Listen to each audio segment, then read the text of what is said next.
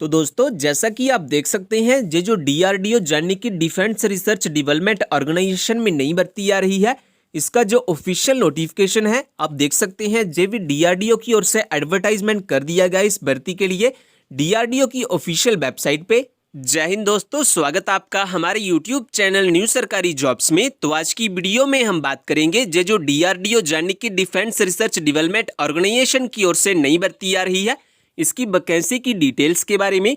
ये जो भर्ती आ रही है इसमें आपका कोई भी एग्जाम नहीं होगा, बिना परीक्षा के भर्ती करवाई जाएगी डीआरडीओ की ओर से। एजुकेशन क्वालिफिकेशन के बारे में अगर हम बात करें तो आपके पास कम से कम 8वीं पास या फिर 10वीं पास की मार्कशीट होनी चाहिए अगर आप इस भर्ती में अपना एप्लीकेशन फॉर्म फिल करना चाहते हैं। तो ये जो भर्ती आ रही है ये ऑल इंडिया के लिए सीधी भर्ती आ रही है। आप चाहे भारत के किसी भी राज्य से बिलोंग करते हैं, आप इसमें अपना एप्लीकेशन फॉर्म फिल कर सकते हैं। इन सब चीज़ों के बारे में डिटेल में हम इस वीडियो में बात करेंगे, लेकिन ये बताने से पहले अगर आप हमारे चैनल पे नए आए हैं तो प्लीज़ सब्सक्राइब कर लीजिए हमारे यूट्यूब चैनल न्यू सरकारी जॉब्स को, जॉब्स के रिलेटेड लेटेस्ट अपडेट सबसे पहले पाने के लिए। तो दोस्तों सबसे पहले हम बात कर लेते हैं ये जो डीआरडीओ यानी कि डिफेंस रिसर्च डेवलपमेंट ऑर्गेनाइजेशन की ओर से नई भर्ती आ रही है, इसकी वैकेंसी की डिटेल्स के बारे में। किस भर्ती में आपको कौन कौन सी पोस्ट्स एंड किस पोस्टर्स के लिए आपको कितनी वैकेंसी मिलेगी इस भर्ती में जो डीआरडीओ की ओर से निकाली गई है इस भर्ती के लिए।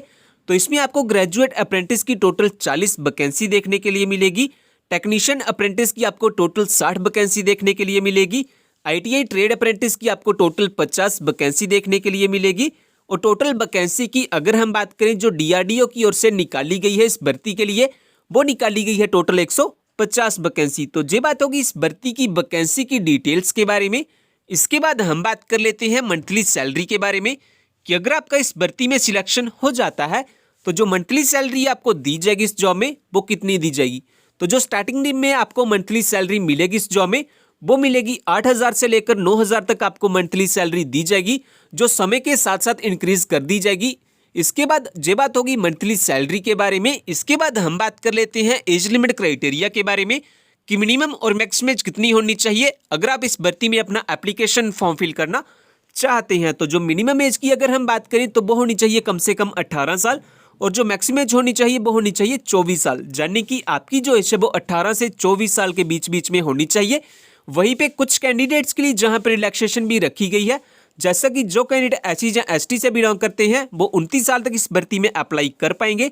वहीं जो कैंडिडेट ओबीसी से बिलोंग करते हैं वो 27 साल तक इस भर्ती में अप्लाई कर पाएंगे। तो ये बात होगी एज लिमिट क्राइटेरिया के बारे में। इसके बाद अगर आपने हमारा टेलीग्राम ग्रुप ज्वाइन नहीं किया तो आप हमारे टेलीग्राम ग्रुप को भी ज्वाइन कर सकते हैं जॉब्स के रिलेटेड लेटेस्ट अपडेट सबसे पहले पाने के लिए। इसके बाद हम बात कर लेते हैं एजुकेशन क्वालिफिकेशन के बारे में कि अगर आप इस भर्ती में अपना एप्लीकेशन फॉर्म फिल करना चाहते हैं देन आपके पास कौन कौन से एजुकेशन सर्टिफिकेट होने चाहिए। तो अगर आप आईटीआई ट्रेड अप्रेंटिस में अप्लाई करना चाहते हैं तो आपके पास कम से कम आईटीआई सर्टिफिकेट होना चाहिए, साथ ही में आपके पास कम से कम 10वीं पास की मार्कशीट भी होनी चाहिए। इसके बाद अगर आप टेक्नीशियन अप्रेंटिस में अप्लाई करना चाहते हैं तो आपके पास डिप्लोमा होना चाहिए मैकेनिकल एंड केमिकल में, ये डिप्लोमा आपके पास होना चाहिए इस भर्ती में एप्लीकेशन फॉर्म को फिल करने के लिए।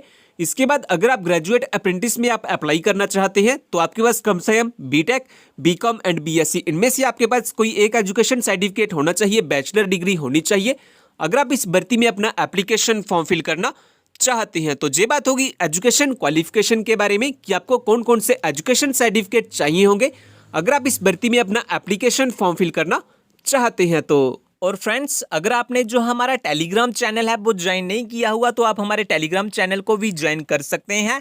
इस टेलीग्राम चैनल को ज्वाइन करने का फायदा आपको ये होगा कि जो भी जॉब की न्यू नोटिफिकेशन आएगी उसकी लेटेस्ट अपडेट आपको सबसे पहले इसी चैनल पे मिल जाती है।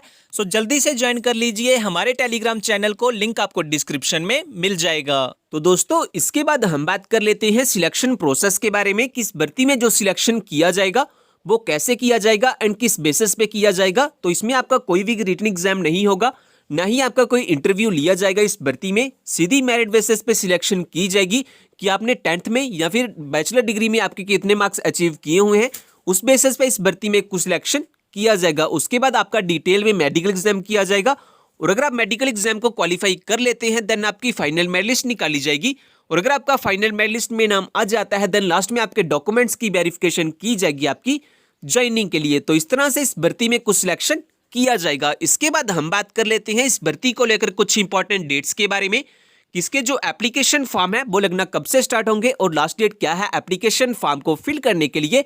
तो स्टार्टिंग डेट की अगर हम बात करें तो वो है 25 जनवरी 2022, यानी कि इसके जो एप्लीकेशन फॉर्म है वो लगना स्टार्ट हो चुके हैं।